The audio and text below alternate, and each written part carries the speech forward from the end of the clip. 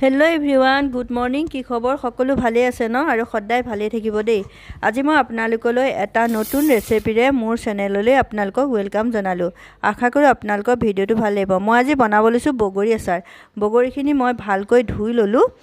লৈ পেলাই মই ৰ'দত অলপ দেৰি শুকুৱাই থৈছিলো যাতে তাৰ পানীটো শুকাই যায় আৰু এতিয়া মই তাৰ মাজে মাজে কাট কৰি লৈছো কাৰণ কেৰাহীত দিলে বগৰীটো পুৰা ফুটি যাব হেতু কাৰণে কাট কৰি লৈছো। আপোনালোকে এনেকে মাজে মাজে এবাৰ কাট কৰি লব।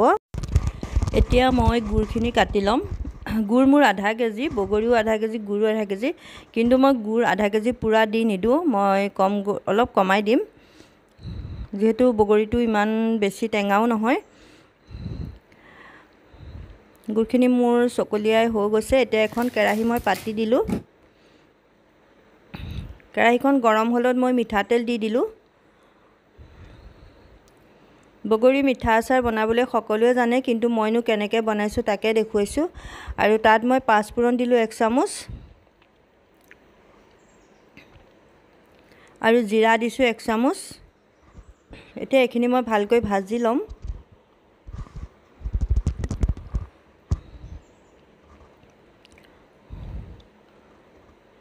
আপোনালোকে ভিডিওটো চাই যাব আৰু যদি মোৰ ভিডিওটো ভাল লাগে প্লিজ এটা লাইক কৰিব। এতিয়া মই ইয়াত বগৰীখিনি দি দিম। বগৰীখিনি ভালকৈ ভাজি লম।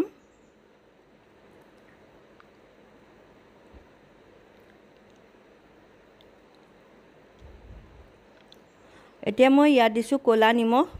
মই আচাৰত ক'লা নিমখটো ব্যৱহাৰ কৰিছো। আপোনালোকে জিও ব্যৱহাৰ কৰিব পাৰে, হেতু নিজৰ কথা, কিন্তু ক'লা নিমখটো যদি দিয়ে আপোনালোকে বহুত টেষ্ট হয়। আৰু মই দিছো হালধি 1 চামুচ দিছো আৰু দিছো কাশ্মীৰী ৰেড চিলি।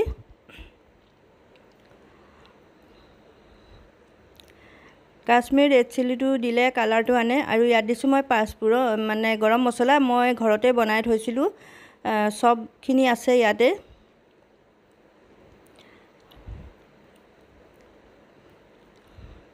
এতিয়া ভালকৈ মিলাই লৈছো আৰু বগৰীখিনি মই এনেকে 5 মিনিট মান ভাজি লম।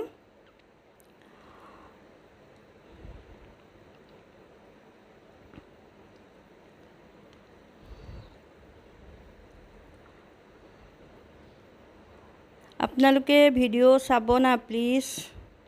আৰু ইয়াত মই গুড়টো দিছো। ইমান কষ্টৰে এটা ভিডিও বনাও, প্লিজ আপোনালোকে ভিডিওটো চাই দিব।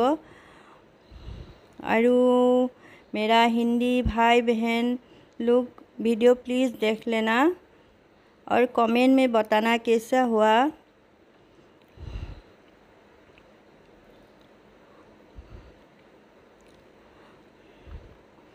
আপোনালোকে বেছি নেভাজিলেও হ'ব, বেছি যদি পাক ধৰে টানি হৈ যাব। পকা মিঠৈ বনোৱাৰ দৰে গুড়খিনি পাক নললেও হ'ব, জাস্ট গুড়খিনি গলিলে নমাই দিলেও হ'ব কাৰণ এইটো বগৰীটো আগতে ভাজি লোৱা হৈছে ন। এতিয়া ইয়াত মই দিছো ভিনেগাৰ 3 চামুচ। আপোনালোকে আচাৰটো ৰ'দত নিদিয়াকেও খাব পাৰিব, ফ্ৰিজত থৈ বা ফ্ৰিজত নথোৱাকেও খাব পাৰিব। ভিনেগাৰ দিয়া থাকিলে বেয়া নহয়, আচাৰটো বহুত টেষ্টি হয়।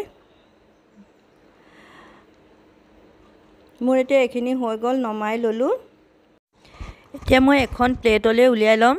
তাৰ পিছত মই চিচাৰ বটলত ভৰাই ৰাখিম।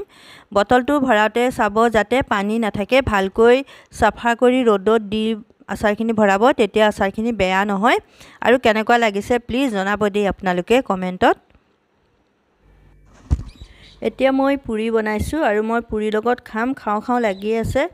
আৰু আপোনালোকে মোৰ ভিডিওটো চাব আৰু যদি ভাল লাগে প্লিজ এটা লাইক কৰিব, চেনেলটো সাবস্ক্ৰাইব কৰি দিব, কাষত থকা বেল আইকনটো দবাই দিব যাতে প্ৰথম ভিডিওটো আপোনালোকে পায়। ভিডিওটো শেষলৈকে চোৱাৰ কাৰণে আপোনালোকলৈ বহুত ধন্যবাদ থাকিলে। Bye bye.